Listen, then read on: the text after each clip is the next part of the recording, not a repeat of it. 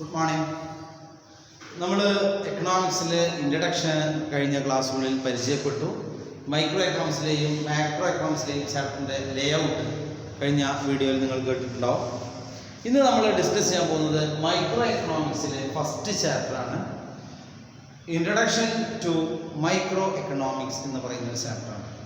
ആ ചാപ്റ്ററിനെ കുറിച്ചൊരു ലഘു വിവരണം കഴിഞ്ഞ വീഡിയോയിൽ നിങ്ങൾക്ക് ഞാൻ നൽകിയിട്ടുണ്ടായിരുന്നു. ഓക്കെ, അപ്പോൾ നമ്മൾ ക്ലാസ് എടുക്കുന്ന സമയത്ത് തന്നെ നോട്ട് എഴുതി പോവാണ്, ലെക്ചർ നോട്ട് പോലെ. അപ്പോൾ എഴുതാൻ വേണ്ടിയിട്ട് സാവധാനമാണ് പറഞ്ഞു തരുന്നത്. അപ്പോൾ മലയാളത്തിൽ എഴുതുന്ന ആളുകൾ മലയാളത്തിൽ നോട്ട് എഴുതിയെടുക്കുക, ഇംഗ്ലീഷിൽ എഴുതുന്ന ആളുകൾ ഇംഗ്ലീഷ് നോട്ട് എഴുതിയെടുക്കുക. രണ്ടും നിങ്ങൾക്ക് ഞാൻ പറഞ്ഞ് തരുന്നതായിരിക്കും.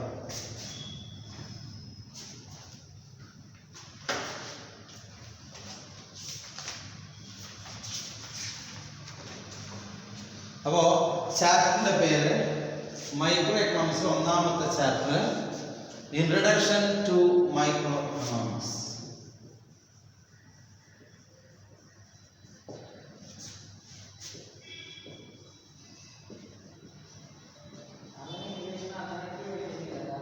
ഇൻട്രഡക്ഷൻ ടു മൈക്രോ എക്കണോമിക്സ്, അതല്ലെങ്കിൽ അതിൻ്റെ മലയാള ഹെഡിങ് സൂക്ഷ്മ സാമ്പത്തിക ശാസ്ത്രത്തിനൊരു ആമുഖം. സൂക്ഷ്മ സാമ്പത്തിക ശാസ്ത്ര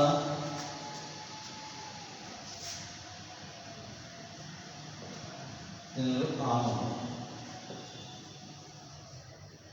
സൂക്ഷ്മ സാമ്പത്തിക ശാസ്ത്രത്തിൻ്റെ ആമുഖം, അതല്ലെങ്കിൽ ഇൻട്രഡക്ഷൻ ടു മൈക്രോ എക്കണോമിക്സ് എന്ന് പറയുന്നതാണ് നമ്മുടെ ചാപ്റ്റർ ഹെഡിങ്. ഓക്കെ, ഹെഡിങ് എഴുതി കഴിഞ്ഞല്ലോ. ഇനി നമ്മൾ ഇതിൽ ഡിസ്കസ് ചെയ്യാൻ പോകുന്ന പ്രധാനപ്പെട്ട ടോപ്പിക്കുകൾ എന്തൊക്കെയാണ്? നമ്മൾ കഴിഞ്ഞ വർഷം നിങ്ങൾക്ക് എടുത്തപ്പോൾ ഓർമ്മ ഉണ്ടാവും. നമ്മളൊരു ചാപ്റ്റർ എടുത്താൽ ആ ചാപ്റ്ററിൽ നമ്മൾ എന്തൊക്കെ മേഖലകളാണ്, ഏതൊക്കെ മേഖലകളാണ് നമ്മൾ ഡിസ്കസ് ചെയ്യാനുള്ളത് എന്ന് നമ്മൾ പറഞ്ഞിരുന്നു. ഇതിൽ ആദ്യം ഡിസ്കസ് ചെയ്യാനുള്ളത് എക്കണോമിക്സിനെ കുറിച്ച് ചെറു വിവരണം. നമ്മൾ എന്താണ് സാമ്പത്തിക ശാസ്ത്രം എന്നതിനെ കുറിച്ച് ഒരു ചെറിയ വിവരണം നമുക്ക് പഠിക്കാനുണ്ട്. രണ്ടാമത് ഇവിടെ നമ്മൾ പഠിക്കാനുള്ളത് എക്കണോമിക് പ്രോബ്ലംസ്. സാമ്പത്തിക പ്രശ്നങ്ങൾ എന്തൊക്കെയാണ്, സാമ്പത്തിക മേഖല നേരിടുന്ന പ്രധാനപ്പെട്ട പ്രശ്നങ്ങൾ എന്തൊക്കെയാണ് നമ്മൾ പഠിക്കും. മൂന്നാമത്തെ മേഖല, മൂന്നാമത്തെ ടോപ്പിക് നമുക്ക് പഠിക്കാനുള്ളത് PPC അല്ലെങ്കിൽ PPF എന്ന് പറയും, പ്രൊഡക്ഷൻ പോസിബിലിറ്റി കർവ് അല്ലെങ്കിൽ ഉൽപാദന സാധ്യത വക്രം. ഇതിന്റെ കൂടെ തന്നെ നമ്മൾ അഗ്രികൾച്ചറിന്റെ മാർജിനൽ ഓപ്പർച്യൂണിറ്റി കോസ്റ്റ് അല്ലെങ്കിൽ സീമാന്ത അവസര ചെലവ്. അപ്പോൾ മൂന്നാമത്തെ topic PPC, production possibility curve, ഉൽപാദന സാധ്യത വക്രം അല്ലെങ്കിൽ മാർജിനൽ ഓപ്പർച്യൂണിറ്റി. അതിന്റെ ഒരു അതുമായി റിലേറ്റ് ചെയ്ത് വരുന്ന, അതുമായി ബന്ധപ്പെട്ട് വരുന്ന ഒരു ആശയമാണ് മാർജിനൽ ഓപ്പർച്യൂണിറ്റി കോസ്റ്റ്. നാലാമത്തെ കൺസെപ്റ്റ് നമ്മൾ സെൻട്രലി പ്ലാൻഡ് ഇക്കോണമി, കേന്ദ്രീകൃത ആസൂത്രിത സമ്പദ് വ്യവസ്ഥ.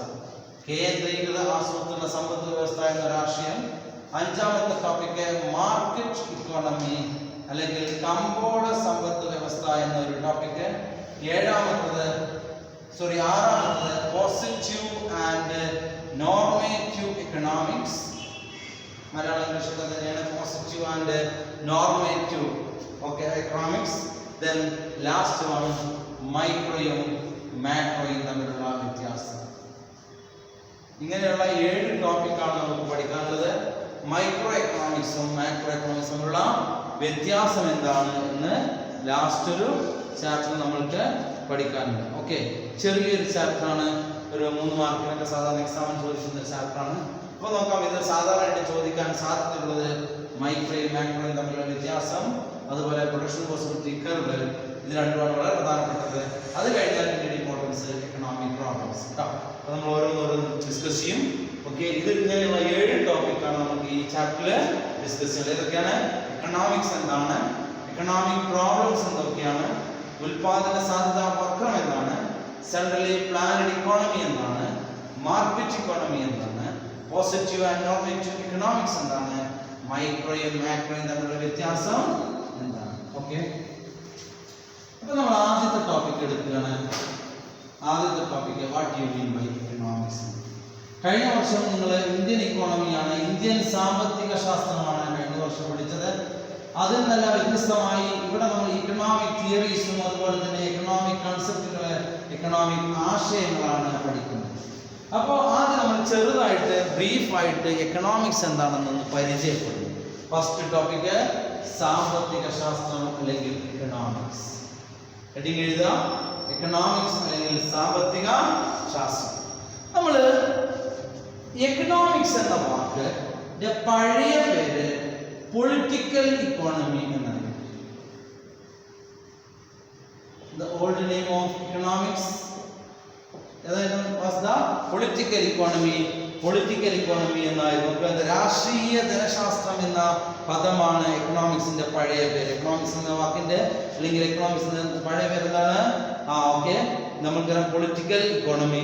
എക്കണോമിക്സ് എന്ന വാക്ക് first used by Alfred Marshall. Economics, the term economics first used by Alfred Marshall. Okay, ഇതിനു പകരമായിട്ട് പൊളിറ്റിക്കൽ ഇക്കോണമി, രാഷ്ട്രീയ ധനശാസ്ത്രം എന്നതിന് പകരമായിട്ട് എക്കണോമിക്സ് എന്ന വാക്ക് ഉപയോഗിച്ചതാണ് ആൽഫ്രഡ് മാർഷൽ ആണ്. അപ്പൊ ആ ഒരു സെന്റൻസ് എഴുതി വെക്കുക. എന്താ എഴുതിയിട്ടുണ്ട്? The old name of economics is political economy.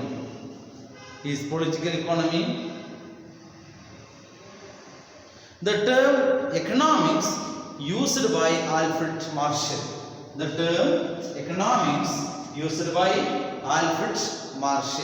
മലയാളക്കാരെ എഴുതിയേക്കുക. സാമ്പത്തിക ശാസ്ത്രത്തിന്റെ പഴയ പേര് രാഷ്ട്രീയ ധനശാസ്ത്രം എന്നാണ്. രാഷ്ട്രീയ ധനശാസ്ത്രം പൊളിറ്റിക്കൽ ഇക്കോണമി എന്നാണ്.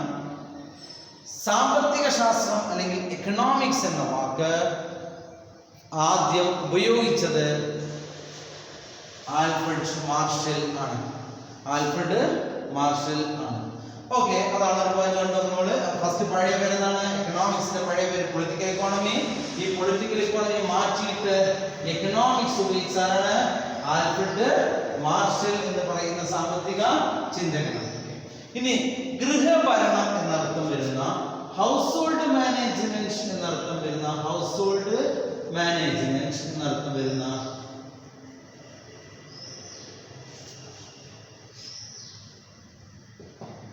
ഒയ്ക്കനോമിയ എന്ന ഗ്രീക്ക് പദത്തിൽ നിന്നാണ് എക്കണോമിക്സ് എന്ന വാക്ക് ഉത്ഭവിച്ചത്. എന്താണ് ഒയ്ക്കനോമിയ?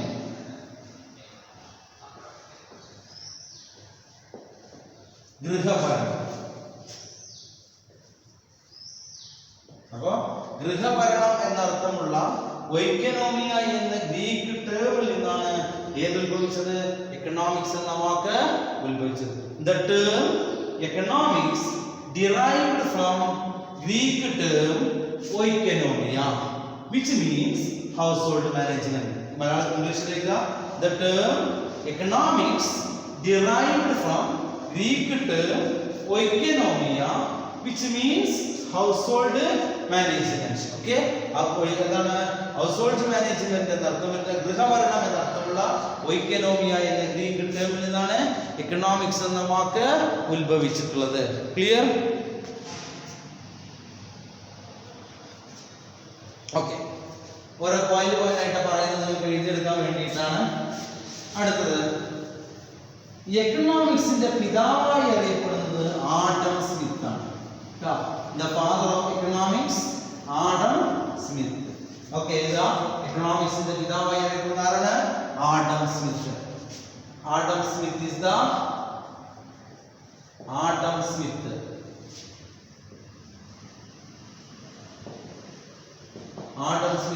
father of economics. സാമ്പത്തിക ശാസ്ത്രത്തിന്റെ പിതാവാണ് the father of economics, Adam Smith. Okay, അദ്ദേഹത്തിന്റെ പുസ്തകത്തിന്റെ പേര് വെൽത്ത് ഓഫ് നാഷൻ. പുസ്തകത്തിന്റെ പേര് എന്താണ്? Wealth of nation. 1776 പുറത്തിറങ്ങി. His book wealth of nation, full പേര് An Enquiry into the Nature and Causes of the Wealth of Nation, published in 1776. ഏതാണ്? An enquiry into the nature and causes of the wealth of nation, published in 1776. Okay, അദ്ദേഹത്തിന്റെ പുസ്തകത്തിന്റെ പേര് രാഷ്ട്രങ്ങളുടെ സമ്പത്തിന്റെ പ്രകൃതിയിലേക്ക് കാരണങ്ങളിലേക്കുള്ള ഒരു അന്വേഷണം എന്നാണ്. എന്താണ്? രാഷ്ട്രങ്ങളുടെ സമ്പത്തിന്റെ പ്രകൃതിയിലേക്ക് അല്ലെങ്കിൽ പ്രകൃതത്തിലേക്കുള്ള കാരണങ്ങളിലേക്കുള്ള ഒരു അന്വേഷണം. നമ്മൾ ഓർത്തിരിക്കേണ്ട നിങ്ങൾ എന്താണ് ഇതിൽ ഓർക്കുന്നത്? Wealth of nation, published by Adam Smith in 1776. Okay, ഇനി ആധുനിക സാമ്പത്തിക ശാസ്ത്രത്തിന്റെ പിതാവായി അറിയപ്പെടുന്നത് ജെ.എം. കെയ്ൻസ് ആണ്. J M. Keynes is the father of modern economics. ആധുനിക സാമ്പത്തിക ശാസ്ത്രത്തിന്റെ പിതാവാണ് J M. Keynes. Okay, J.M. Keynes is the father of modern economics. ആധുനിക സാമ്പത്തിക ശാസ്ത്രത്തിന്റെ പിതാവ് ജെ.എം. കെയ്ൻസ്. അദ്ദേഹത്തിന്റെ പുസ്തകത്തിന്റെ പേര് The General Theory of Employment, Interest and പണത്തിന്റെയും പലിശയുടെയും തൊഴിലിന്റെയും പൊതുസിദ്ധാന്തങ്ങളാണ്.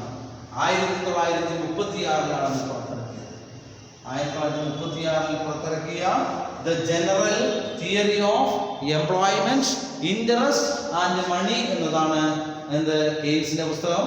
അയാൾ അറിയപ്പെടുന്നത് ഫാദർ ഓഫ് മോഡേൺ എക്കണോമിക്സ് എന്നാണ്. ഓക്കെ, എന്താണ് മലയാളം? പണത്തിന്റെയും പലിശയുടെയും തൊഴിലിന്റെയും പൊതുസിദ്ധാന്തം.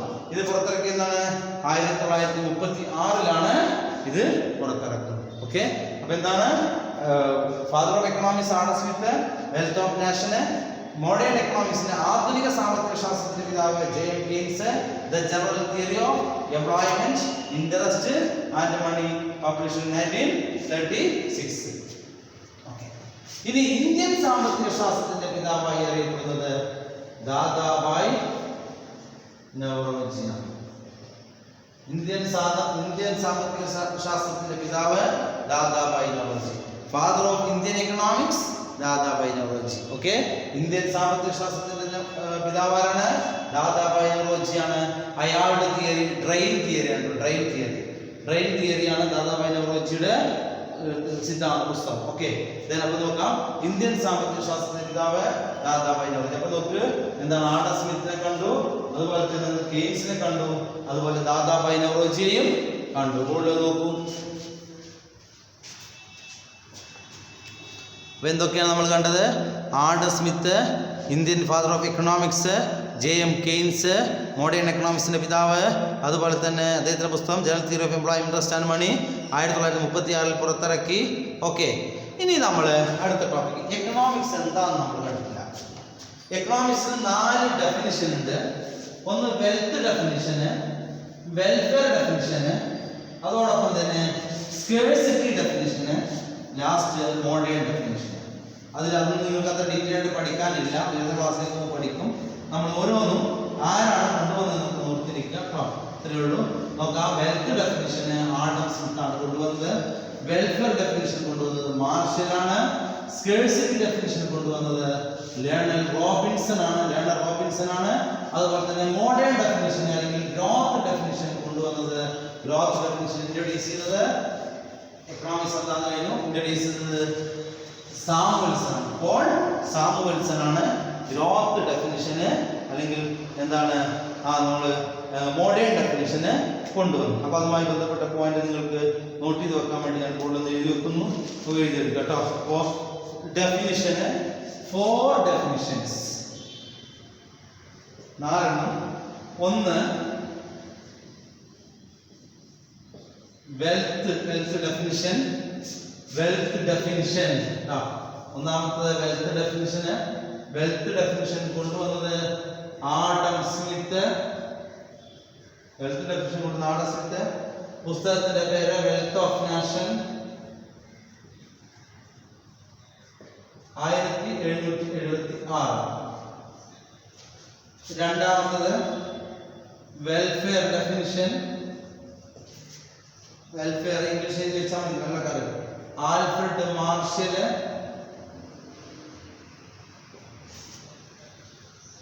അയാളുടെ പുസ്തകത്തിന്റെ പേര് principles of economics. Principles of economics 1890 micro എക്കണോമിക്സിന്റെ ഉദാഹരണമൊക്കെയാണ് പ്രിൻസിപ്പിൾസ് ഓഫ് എക്കണോമിക്സ്. അത് നമ്മൾ മൈക്രോ എക്കണോമിക്സും മാക്രോ എക്കണോമിക്സും നമ്മളെ വ്യത്യാസം പഠിക്കും, അവിടെ ഡിസ്കസ് ചെയ്യും. അപ്പോൾ 1890 ഇത് principles of economics. Okay, then മൂന്നാമത്തത് സ്കേഴ്സിറ്റി ഡെഫിനിഷൻ. സ്കേഴ്സിറ്റി ഡെഫിനിഷന് Lionel Robbins.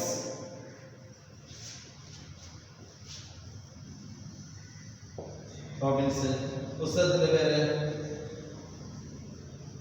an essay on the nature and significance of economics.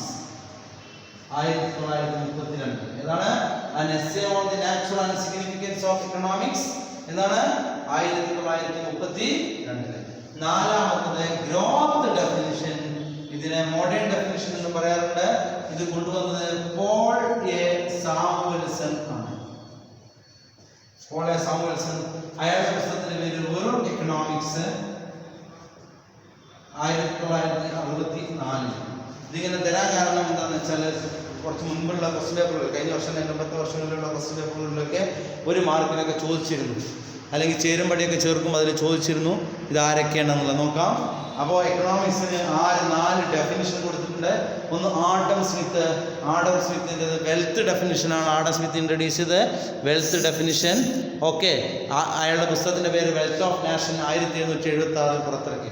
അയാൾ പറയുന്നത് എന്താ അറിയോ, economics is a study of the wealth of A nation. Economics is a study of the wealth of A nation. ഒരു രാജ്യത്തിന്റെ സമ്പത്തിനെ കുറിച്ച് പഠിക്കുന്ന പഠനശാഖയാണ് എക്കണോമിക്സ്. ഒരു രാജ്യത്തിന്റെ വേണമെങ്കിൽ എഴുതി വെക്കട്ടോ, ഇത് എഴുതി വെച്ചാലും മതി. ഓക്കെ, ഡെഫിനിഷന് ഒന്ന് കുറിച്ച് വെച്ചോളൂ. ഒരു രാജ്യത്തിന്റെ സമ്പത്തിനെ കുറിച്ച് പഠിക്കുന്ന പഠനശാഖയാണ് എക്കണോമിക്സ് എന്നാണ് ആര് പറഞ്ഞത്? ആര്? ആഡം സ്മിത്ത് പറയുന്നത്. അദ്ദേഹത്തിന്റെ പുസ്തകത്തിന്റെ പേര് An Enquiry into the Nature and Causes of the Wealth of Nation, published in 1776. Okay,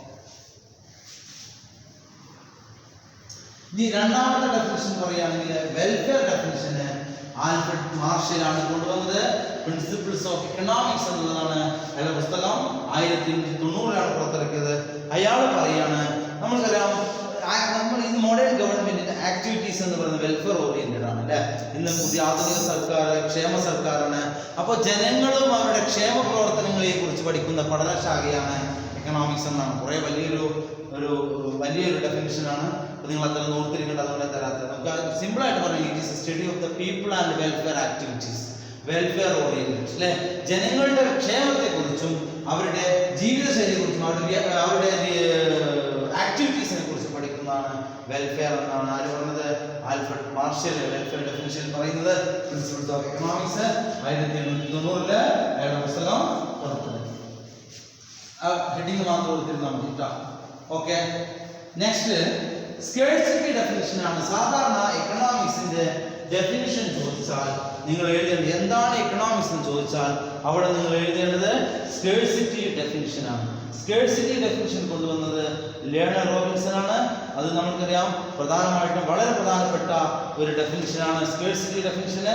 scarcity definition എന്താ വെച്ചാൽ economics is A study of the economics is a science which studies the human behavior as a relationship between end and scarce which have alternate uses എന്നാണ് കേട്ടോ. അതായത് അയാളുടെ നമ്മൾക്കറിയാം ഇതാണ് scarcity definition കൊണ്ടുവന്നത് learner Robinson ആണ്. അയാൾ പറയുന്നത് economics is A social science. Economics is A science which deals, ഇത് കൈകാര്യം ചെയ്യുന്നു. Economics is science which deals with human behavior,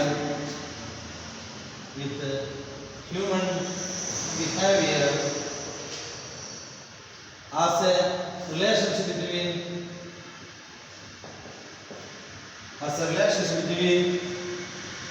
end and scarce.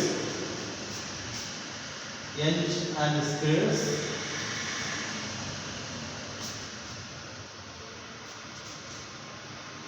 means which have alternative users. വളരെ പ്രധാനപ്പെട്ട പ്രസിദ്ധമായ ഡെഫിനിഷനാണ്. നോക്കുക, ആദ്യം ഇംഗ്ലീഷിൽ എഴുതിക്കുക. Economics is a science which deals with human behaviour as a relationship between end and scarce means which have alternative uses. Okay, എഴുതി കഴിഞ്ഞ് പറഞ്ഞുതരാം. ഓക്കെ, എന്താണ് economics science which studies the human behaviour as A relation between end and skills which have alternative uses. Malayalam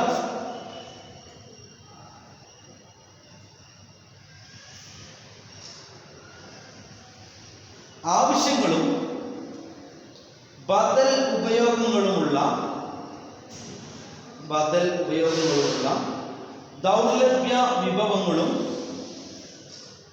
ദൗർലഭ്യ വിഭവങ്ങളും തമ്മിലുള്ള ബന്ധമെന്ന നിലയിൽ മനുഷ്യന്റെ പെരുമാറ്റത്തെക്കുറിച്ച്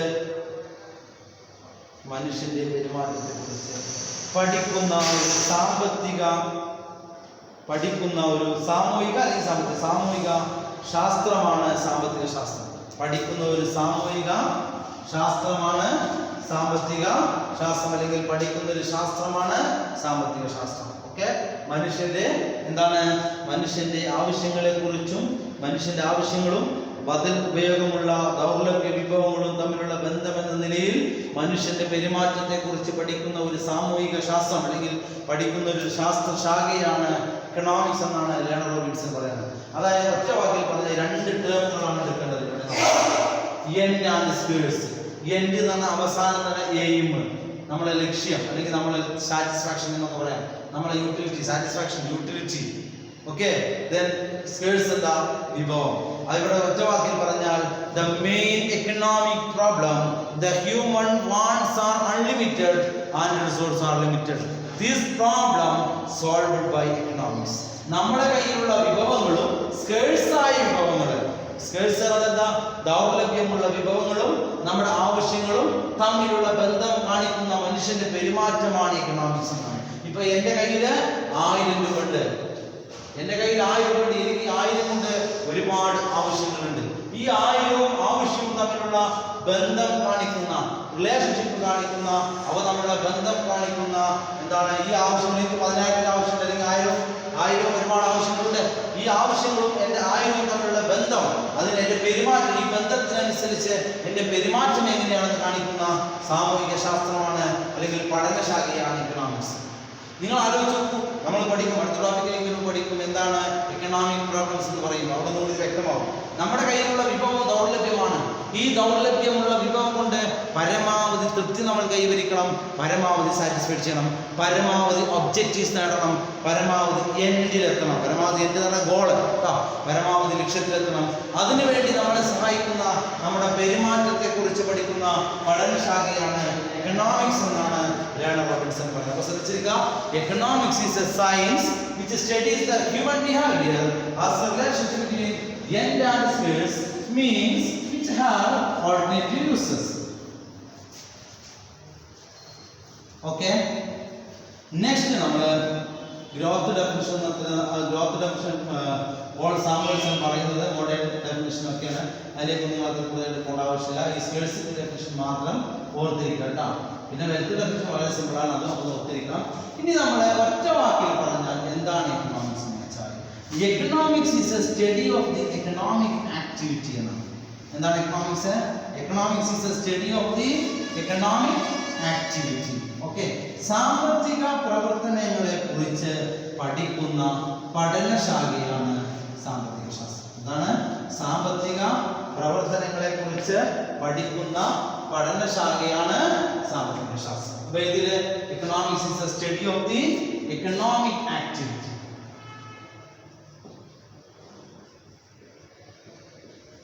economics is a study of the economic activity. സാമ്പത്തിക പ്രവർത്തനങ്ങളെ കുറിച്ച് പഠിക്കുന്ന പഠനശാഖയാണ് സാമ്പത്തിക ശാസ്ത്രം. എന്താണ് എക്കണോമിക് ആക്ടിവിറ്റി എന്ന് വെച്ചാൽ, ഇൻകം ജനറേറ്റ് ചെയ്യുന്ന, വരുമാനം ഉണ്ടാക്കുന്ന പ്രവർത്തനങ്ങളെ കുറിച്ച് പഠിക്കുന്ന പഠനശാഖയാണ് ഇൻകം ജനറേറ്റ് ചെയ്യുന്ന, വരുമാനം ഉണ്ടാക്കുന്ന, ഇൻകം ഏൺ ചെയ്യുന്ന, മണി ഏൺ ചെയ്യുന്ന, ക്യാഷ് ഉണ്ടാക്കുന്ന പ്രവർത്തനങ്ങളാണ് എക്കണോമിക് ആക്ടിവിറ്റി. അവയെ കുറിച്ച് പഠിക്കുന്ന പഠനശാഖയാണ് എക്കണോമിക്സ്. എന്താണ് അപ്പോ? എന്താണ്? ഇൻകം ജനറേറ്റ് ചെയ്യുന്ന, ക്യാഷ് ഉണ്ടാക്കുന്ന, പണം ഉണ്ടാക്കുന്ന പ്രവർത്തനങ്ങളെ കുറിച്ച് പഠിക്കുന്ന പഠനശാഖയാണ് എക്കണോമിക്സ്. അപ്പൊ എന്താണ്? ഉദാഹരണം ഫോർ എക്സാമ്പിൾ ചോദിച്ചോളൂ. ഞാൻ എൻ്റെ വീട്ടിൻ്റെ അപ്പുറത്തെ വീട്ടിൽ കല്യാണം നടക്കുകയാണ്. അവിടെ ഞാൻ സാധനങ്ങൾ വിളമ്പി കൊടുക്കാനൊക്കെ വേണ്ടിയിട്ട് നമ്മുടെ നാടൻ ശൈലി പറഞ്ഞാൽ സപ്ലൈക്ക് വേണ്ടി ഉപയോഗിക്കണം. സപ്ലൈ എന്നല്ല, സപ്ലൈ ഒരിക്കലും ഉപയോഗിക്കാൻ പാടില്ല. സപ്ലൈക്ക് വേറെ നടത്തും, നമ്മൾ പിന്നീട് പഠിക്കും. ഓക്കെ, നമ്മൾ എന്താണ് സാധനങ്ങൾ വിളമ്പി കൊടുക്കാൻ ചെന്നിട്ടാണെങ്കിൽ അവിടെ എനിക്ക് വരുമാനമില്ല, ഞാൻ കൂലിക്കല്ല പണിക്കല്ല പോയിട്ടുള്ളത്, അവിടെ ഇൻകം ജനറേറ്റ് ചെയ്യുന്ന സർവീസ് ഓറിയന്റഡ് ആണ്. It is not an economic activity. ആ സ്ഥാനത്ത് ഞാൻ അവിടെ കാറ്ററിംഗ് സർവീസിന്, ഇപ്പോൾ നിങ്ങളെപ്പോലുള്ള സ്റ്റുഡൻസ് ഒക്കെ, ചില ബോയ്സ് ഒക്കെ സ്കൂൾ പഠിക്കുന്ന, കോളേജ് പഠിക്കുന്ന കുട്ടികളെല്ലാം കാറ്ററിംഗ് സർവീസിന് പോകാറുണ്ട്. അങ്ങനെ കാറ്ററിംഗ് സർവീസിന് പോയി ഞാൻ അവിടെ ക്യാഷിന് വേണ്ടിയിട്ടാണ് പണിയെടുക്കുന്നതെങ്കിൽ അവിടെ എന്താണ്? അവിടെ എക്കണോമിക് ആക്ടിവിറ്റിയാണ്. ഞാൻ ഫുട്ബോൾ കളിക്കുന്നു, ഞാൻ എൻ്റെ എൻജോയ്മെന്റിന് വേണ്ടിയിട്ട്, എൻ്റെ ലെഷർ ടൈമിന് വേണ്ടിയിട്ടാണ് കളിക്കുന്നതെങ്കിൽ it is not an economic activity. പക്ഷെ ഞാൻ ക്യാഷിന് വേണ്ടി കളിക്കാൻ പോവാണെങ്കിലോ അവിടെ എക്കണോമിക് ആക്ടിവിറ്റിയാണ്. ഞാൻ ചിത്രം വരക്കുന്ന എൻ്റെ എൻജോയ്മെന്റിന് വേണ്ടിയിട്ടാണെങ്കിൽ അത് ഇക്കണോമിക് ആക്ടിവിറ്റി അല്ല. മറിച്ച് ഞാൻ എന്തിനു വേണ്ടിയിട്ടാണ്? ഞാൻ ക്യാഷിന്, ഈ ചിത്രം വിൽക്കാൻ വേണ്ടിയിട്ട്, പണത്തിന് വേണ്ടിയിട്ടാണ് വരക്കുന്നതെങ്കിൽ അത് എക്കണോമിക് ആക്ടിവിറ്റി. അപ്പൊ ഇൻകം ജനറേറ്റ് ചെയ്യുന്ന ആക്ടിവിറ്റിയാണ് എക്കണോമിക് ആക്ടിവിറ്റി. അവയെ കുറിച്ച് പഠിക്കുന്ന പഠനശാഖയാണ് എക്കണോമിക്സ്. എക്കണോമിക്സ് എന്താണ്? It is a study of the economic activity. Economic activity എഴുതിയിട്ടുണ്ടാവണം. എന്താണ് economic activity? Income generated activity. വരുമാനം ഉണ്ടാക്കുന്ന പ്രവർത്തനങ്ങളെ, പൈസ ഉണ്ടാക്കുന്ന, പണം ഉണ്ടാക്കുന്ന പ്രവർത്തനങ്ങളാണ് എക്കണോമിക് ആക്ടിവിറ്റി. എഴുതി കഴിഞ്ഞാൽ പ്രതീക്ഷിക്കുന്നു. എക്കണോമിക് ആക്ടിവിറ്റിയെ പ്രധാനമായിട്ടും 3 തരംതിരിച്ചിട്ടുണ്ട്. ഒന്നാമത്തെ ആക്ടിവിറ്റി ഉൽപാദനം എന്ന് പറയുന്നത് പ്രൊഡക്ഷൻ. രണ്ടാമത്തത് വിതരണം അല്ലെങ്കിൽ ഡിസ്ട്രിബ്യൂഷൻ. മൂന്നാമത്തത് ഉപഭോഗം അല്ലെങ്കിൽ കൺസംപ്ഷൻ. Production, distribution, consumption. അല്ലേ? ഏതൊക്കെയാണ്? ഉൽപാദനം, വിതരണം, ഉപഭോഗം. ഇതുമായി ബന്ധപ്പെട്ട് വരുന്ന ഒരുപാട് ആശയങ്ങൾ, ഒരുപാട് കൺസെപ്റ്റുകളാണ് നമ്മൾ ഡിസ്കസ് ചെയ്യാൻ പോകുന്നത്. അപ്പോൾ നോക്ക്, എന്താണ് പ്രൊഡക്ഷന്? അത് അടുത്ത 3ാമത്തെ ചാപ്റ്റർ പഠിക്കും. പ്രൊഡക്ഷനുമായി ബന്ധപ്പെട്ട കാര്യങ്ങൾ 4, 5, 6 പഠിക്കും. മാർക്കറ്റ്, ഡിസ്ട്രിബ്യൂഷനുമായി ബന്ധപ്പെട്ട കാര്യങ്ങൾ. രണ്ടാമത്തെ അടുത്ത ചാപ്റ്റർ പഠിക്കും കൺസംപ്ഷൻ, കൺസ്യൂമറുമായി ബന്ധപ്പെട്ട കാര്യങ്ങൾ. അപ്പോൾ ഈ 3ഉമാണ് നമ്മൾ മൈക്രോ എക്കണോമിക്സിൽ പഠിക്കാൻ പോകുന്നത്. സാമ്പത്തിക പ്രവർത്തനങ്ങളെ പൊതുവെ 3ആയി തിരിച്ചതൊക്കെയാണ്: പ്രൊഡക്ഷന്, കൺസംപ്ഷന്, ഡിസ്ട്രിബ്യൂഷൻ. ഓക്കെ, അപ്പൊ എന്താണ് എക്കണോമിക്സ് എന്നുള്ള ഒരു ഭാഗം നമ്മൾ ഡിസ്കസ് ചെയ്തു. ഓക്കെ, ചെറിയ ചെറിയ വീഡിയോകളാണ് റെക്കോർഡ് ചെയ്യുന്നത്. നമ്മൾ നിങ്ങൾ കാണാൻ വേണ്ടിയിട്ടാണ്. കാണാൻ നിങ്ങൾക്ക് വേണമെങ്കിൽ ഡൗൺലോഡ് ചെയ്ത് കീപ്പ് ചെയ്യാനൊക്കെ വേണ്ടിയിട്ടാണ്. ഓക്കെ, ദെൻ നിങ്ങൾ ചെയ്യേണ്ടത്, ചിലപ്പോൾ കുറച്ച് കഴിഞ്ഞ് എക്സാം ഒക്കെ ആവുന്ന സമയത്ത് ഫോൺ മാറ്റും, ലിങ്ക് പോകും. അപ്പോൾ വേണമെങ്കിൽ എന്ത് ചെയ്യാന്ന് വെച്ചാൽ നിങ്ങൾ ഇതിൽ അയച്ചു തരുന്ന ലിങ്ക് ഒരു നോട്ട്ബുക്കിൽ വേണമെങ്കിൽ എന്ത് ചെയ്യാം, നോട്ട്ബുക്കിൻ്റെ സൈഡിൽ ഈ ടോപ്പിക് എഴുതി വെക്കുക. എന്നിട്ട് ആ ലിങ്ക് എഴുതി വെച്ചാൽ പിന്നീട് നിങ്ങൾ കയറാം കേട്ടോ. എപ്പോഴും കുറേ ക്ലാസ്സുകളും കുറേ ലിങ്കൊക്കെ കിട്ടിയിട്ട് പിന്നീട് കുറച്ച് കഴിഞ്ഞിട്ട് നിങ്ങൾ ഏതാ നോക്കുമ്പോൾ കൺഫ്യൂഷൻ ഉണ്ടാവും. അപ്പോൾ ടോപ്പിക് എഴുതി വെച്ചിട്ട് ടോപ്പിക്കിൻ്റെ ലിങ്ക് അതുപോലെ തെറ്റാതെ നിങ്ങൾക്ക് അയച്ചു തരുന്ന ലിങ്കില്ലേ, ആ ലിങ്ക് അതുപോലെ എഴുതി വെച്ചാൽ എന്ത് ചെയ്യാം, നിങ്ങൾക്കത് വെച്ചിട്ട് പിന്നീടും കാണാവുന്നതാണ്. ഓക്കെ, അല്ലെങ്കിൽ നിങ്ങൾ എന്ത് ചെയ്യുന്ന വെച്ചാൽ ഒരു മെയിൽ ഐ ഡി ഉണ്ടാക്കിയിട്ട് ആ മെയിൽ ഐ ഡി അല്ലെങ്കിൽ ഫോണിൽ ഒരു ഫോൾഡർ ക്ലിക്ക് ചെയ്തിട്ട് ആ ഫോൾഡറിലേക്ക് ഇതിൻ്റെ ഈ ലിങ്കും അതുപോലെ ടോപ്പിക്കിൻ്റെ പേര് അതിലുണ്ടാവും. ലിങ്ക് ഷെയർ ചെയ്ത് വെച്ചാൽ മതി. ഓക്കെ, ഇപ്പോഴല്ല പിന്നീട് നിങ്ങൾക്ക് കാണാം കേട്ടോ.